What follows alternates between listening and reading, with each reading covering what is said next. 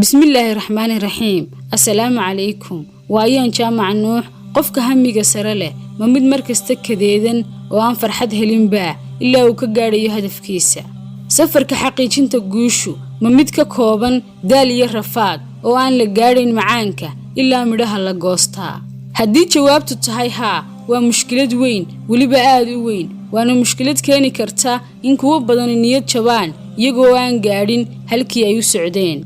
sababtoo ah xaqiijinta hal hadaf waxa laga yaabaa inay qaadato sanado halka farxadda guushuna ay noqonayso maalmo ama toddobaadyo marka ay dhamaato farxaddaasina aad dajiso hadaf cusub kadibna aad bilowdo orod iyo dadaal cusub si kale hadii aynu u dhigno qofka sidaas aaminsan noloshiisa inta badan wuxuu ku qaadanayaa daal iyo rafaad halka uu farxayo ama nasanayo waqtiyo kooban sababtuna waa dheeraanta waqtiga dadaalka iyo gaabnaanta dareenka farxadda guusha habfakarka noocaas ah waxa kale oo sababaya inaad noqoto qof noloshiisa oo dhan wax sugaya qof sugaya in markasta wax wanaagsan dhacaan si uu u farxo taasoo ku diidaysa inaad maalin kasta u noolaato sida ay tahay oo aad ku raaxaysatid waxaad waqtiga haysato dad badan ayaa ku dhaca dabinka noocaas waxaad arkaysaa qof bilaabaya akhrinta buug haddana marka uu yar joogaba eegaya bogoga u haray si uu uga dhamaado buugaas taasina waa arrin keeni karta inuu niyad jabo dhameyn kari waayo buugaas taas waxa ka daran inta uu soo akhriyay xitaa inaanu ka helaynin dareen farxadeed waxa jira dad kale oo marka ay bilaabayaan nidaam miisaan dhimis ah diiradda saara daalka iyo dhibaatada ku meel gaadhka ah ee uu dareemayo marka hore isagoo aaminsan inuu waqtigiisa oo dhan ku dhamaysanayo xaaladaas ka hor inta aanu xaqiijin hadafkaas taasina muddo yar ayay ku keentaa niyad jab ugu dambeynna ma sii wado ee uu ka tagaa nidaamkaas waxa jira dad kale oo iyaguna markay ogaadaan in barashada xirfad cusub u baahan tahay waqti dheer dareema inay muddo badan daal iyo rafaad ku jirayaan ilaa ay ka baranayaan xirfadaas iska badaaya oo aan bilaabin barashada xirfadaas waxa la yaab leh marka aad dhageysato qisooyinka dadka guuleystay inay ka sheekeeyaan safarkii ay guusha ku gaadheen laakiin aanay ka sheekayn waqtiga ay sidaas u gaadheen guusha waxa ay dareemeen sababtu waxa weeye in safarka dadaalku uu yahay waxa ku hadha xasuusta qofka waana waxa dhabta ah ee keena farxadda iyo ku qanacsanaanta qofka noloshiisa haddaba mawduucan waxaynu isla eegi doonaa 6 talo oo ka caawinaya sida aad farxad ku heli lahayd waqtiga dadaalka iyo rafaadka sidoo kalena waa talooyin ku dhaweynaya xaqiijinta hadafka aad marka horeba u dadaalaysay talada koobaad daalka micnihiisu ma aha inaad dhibaatoonayso marka uu qofku sawirto culayska hawsha sugaysa waxa niyadiisa ku soo dhacda dhibaato weyn iyo rafaad badan laakiin marka aad dhinac kale ka eegto daalka jirku inta badan wuxuu ka turjumayaa qanacsanaanta maskaxda haddii aynu sii faahfaahinno qodobkan maalinta aad ku dadaasho hawl muhiim ah hadafkaaga nolosha waxaad tagaysaa habeenkii gogasha adigoo jidh ahaan daalan laakiin maskax ahaan dareemaya raali ahaansho nafeed iyo qanacsanaan maadaama aad waqtigaagii ku qabatay hawl faa'iido kuu leh halka taas cagsigeeda maalinta aanad waxba qaban aad habeenkii dareemayso niyad xumo sababtuna waa inaanad wax weyn oo micno la samayn taasoo ay kuu dheer tahay warwarka ah in hawshii barri ku sugayso haddaba markasta oo aad bilaabayso hawl dan kuu ah maskaxduna ay diiradda saarto qaybta negatifka iyo dhibaatada soo socota u leexi fakarkaaga dhanka positifka iyo wanaagga aad ka helayso marka aad hawshaas dhammayso talada labaad ha isku weynayn hawsha iyo daalka ku sugaya dareenada xooggani aad ayay u buunbuuniyaan hawsha taala ama dhanka fudaydka ama dhanka culayska iyo adeegeeda waana sababta loo yiraahdo waxba ha ballan qaadin adigoo faraxsan go'aan ha gaadhin adigoo cadhaysan sababtoo ah labada xaaladoodba badbaad isgelinaysaa haddii aynu tusaale ku soo dhaweyno fahanka waxa laga yaabaa inaad rabto barashada xirfad qaadanaysa 1 sano maalin kastana kaaga baahan 1 saac oo ka mid ah waqtigaaga xaaladan oo kale marka aad muddo wada hawshaas waxa laga yaabaa inaad si qaldan isaga dhaadhiciso inaad dhibaatoonayso muddo sanad ah maalin kasta xaqiiqo ahaanna waxaad hawshoonaysaa 1 saac oo qura 24 saac ee aad haysato waxaana aad haysataa 23 saacadood oo kale kuwaasoo aad ku samayn karto wax kastoo aad rabto kuna nasan karto. ma aha inaad dareento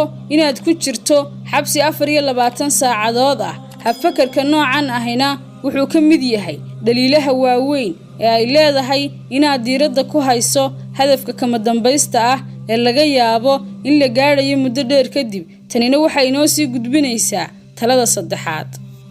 saddexaad qorshaynta guulaha yaryar. maadaama aynu soo sheegnay in dareenka farxadda guushu uu yahay mid kooban, maxaa diiday inaynu badinno waqtiyada la helayo dareennada farxadeed? sidee lagu samayn karaa sidan? waxaynu ku samayn karnaa talada cajiibka ah ee odhanaysa in hadafka weyn loo qaybiyo hadafyo yaryar si ay u fududaato xaqiijintiisu. maadaama aad fulinayso hadafyadaada yaryarna, shaki kuma jiro inaad gaadhayso midka weyn. waxaad u qaybin kartaa hadafkaaga mid toddobaadle ah, mid bille ah, ama xitaa mid maalinle ah. mar kasta oo aad hadafka yar xaqiijisana waad u dabaaldegi kartaa si aad u hesho dareenkii aynu ka soo warrannay.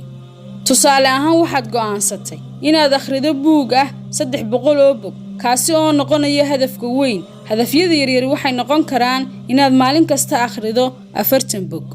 marka aad akhrido intii aad ugu tala gashay maalintaana, waxaad samayn kartaa inaad naftaada siiso ice creamkii ay jeclayd. wuu cad yahay qodobkaasi, aynu ka gudubno. talada 4: naso inta aanad niyad jabin. khaladaadka aynu galno qaarkeen waxaa ka mid ah inagoo ku degdegayna inaan si dhaqso ah u dhammaystirno hadafkeenna, inaynu nafta u diidno wax nasasho ah, taasoo keenta xaalad daal iyo niyad jab oo aanad awoodin, welibana aanad rabin inaad qabato wax hawl ah. sida saxda ahi waxa weeye inaynu samaysanno waqti nasasho ah oo aynu ku soo ceshanno firfircoonideenna, sidoo kalena aynu ku qiimayno horumarka aynu ka samaynayno hadafkaas. haddii ay jiraan 2 qof oo ku wada jira tartanka orodka waqtiga dheer, midka si gaabisa ku bilaabo orodka isla markaana marmarnasta ayaa ka fursad fiican midka aan sidaas samayn, oo daalkiisuna ka badanayo midka nastay, sidoo kalena hadafkaasi ka adkaanayo sidii hore. nasashada waqtiyada qaar waxay kaa caawinaysaa soo celinta tamartaada, qiimaynta dadaalkaaga, iyo inaad u dabaaldegto guulaha yaryar ee aad xaqiijisay halkii aad ka sugi lahayd farxadda guusha weyn. qodobka 5: cusboonaysiinta hababka iyo goobaha shaqada. sida caadiga ah, shaqo kasta oo waqti dheer la qabto waxaa ka dhalanaya nooc caajis iyo xiise dhaca. inaad wax ka beddesho meesha aad hawsha ku qabanayso ama sida aad u qabanayso waxay xoogaa ku gelinaysaa xamaasad iyo xiise cusub. haddii hadafkaagu yahay jiimka iyo jidhiska, isku day inaad meel cusub ku samayso ama habab cusub miisaanka u qaado. haddii hadafkaagu yahay dhimista miisaanka, tijaabi cuntooyin ka duwan kuwii aad hore u cuni jirtay. haddii hadafkaagu yahay barashada xirfad cusubna, beddel wixii aad beddeli karto, sida deegaanka aad ku baran jirtay xirfaddaas iyo waqtiyada aad baran jirtay. talada 6 ahna ta ugu dambaysa: nimcooyinka ku mahadnaq, maalmaha muhiimka ahna meel ku qor.